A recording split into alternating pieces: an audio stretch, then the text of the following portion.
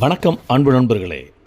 இன்றைக்கி பலதரப்பட்ட மக்கள் சுறுசுறுப்பாக பயன்படுத்தப்படும் சென்னை சென்ட்ரல் எதிரில் உள்ள ஒரு சுரங்கப்பாதை கட்ட பெருந்தலைவர் காமராஜர் ஆட்சியில் இருந்தபோது ஒரு ஆலோசனை கூட்டம் நடைபெற்றது.